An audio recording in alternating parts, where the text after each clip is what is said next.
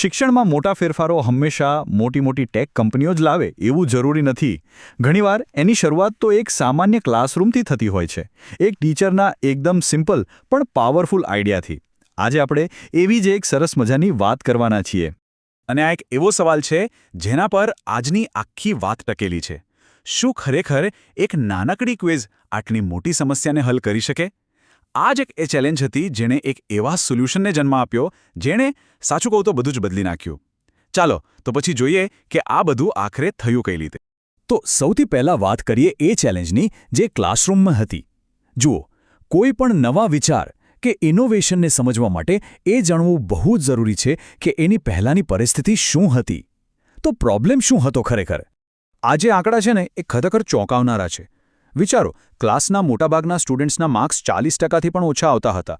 અને એનાથી પણ વધારે ચિંતાની વાત એ હતી કે જ્યારે પૂછવામાં આવ્યું તો ખબર પડી કે 60% છોકરા-છોકરીઓ તો ચોપડી ખોલીને વાંચતા જ નહોતા. બસ આ જ સૌથી મોટી સમસ્યા હતી. તો અસલી વાત એ હતી કે આ પ્રોબ્લેમ ખાલી ઓછા માર્ક્સનો નહોતો. એની પાછળ બીજા ઘણા ઊંડા કારણો હતા. જેમ કે સ્ટુડન્ટ્સને વાંચવામાં કોઈ રસ જ નહોતો. બધું સમજ્યા વગર ખાલી ઘોખી નાખતા. અને એટલે જ એક્ઝામ વખતે ટેન્શન વધી જતું. અને સૌથી ખરાબ આદત, સવાલ સમજ્યા વગર જવાબ પર ગમે તેમ ટીક કરી દેવાની. તો આવી પરિસ્થિતિમાં આવ્યો એક AI પાવર્ડ આઈડિયા. ચલો હવે એ જોઈએ કે આટલી જૂની સમસ્યાને સોલ્વ કરવા માટે એક નવું ટૂલ કેવી રીતે કામમાં આવ્યું અને એણે બધું કેવી રીતે બદલી નાખ્યું.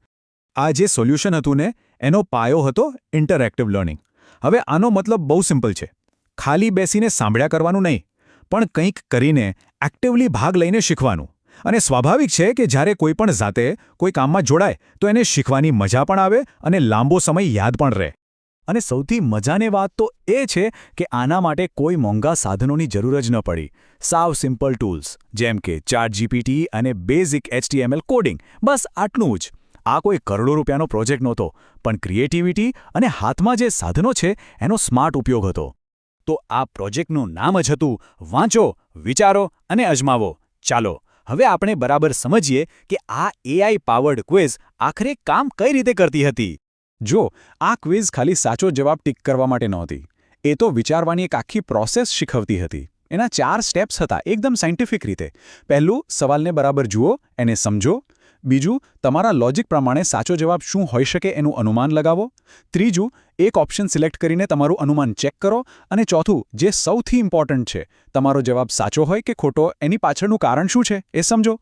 આનાથી ગોખણપટ્ટીનો તો સવાલ જ નહોતો રહેતો.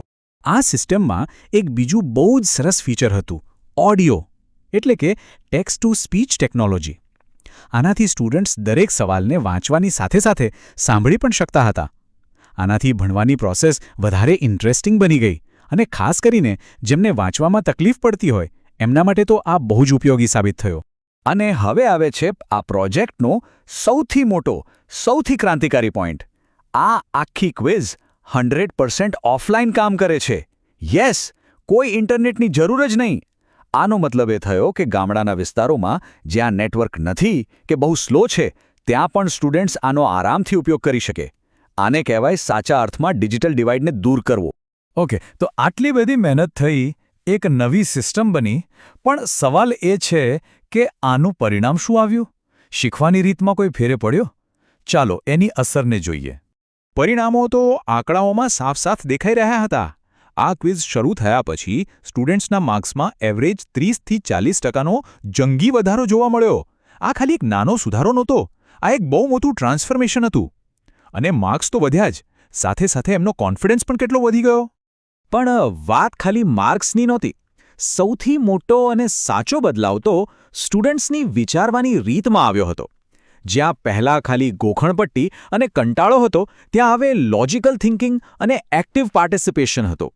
જે છોકરા-છોકરીઓ પહેલાં ચોપડીને હાથ નહોતા લગાડતા, એ હવે સામેથી ચેપ્ટર વાંચીને આવતા હતા, જેથી ક્વિઝ રમી શકે. આ એક વાક્ય છે જે આ આખી સફળતાની વાર્તા કહી દે છે.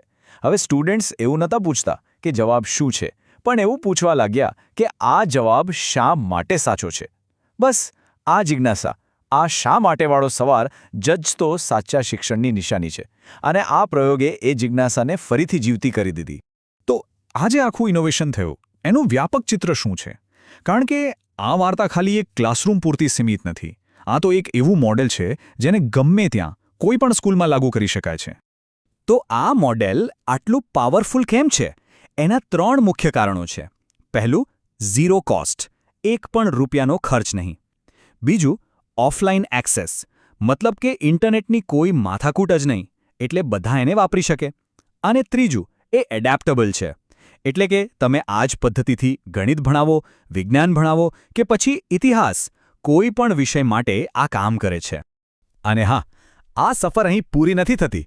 આ પ્રોજેક્ટ તો સતત આગળ વધી રહ્યો છે. એમાં નવા ચેપ્ટર્સ ઉમેરાઈ રહ્યા છે.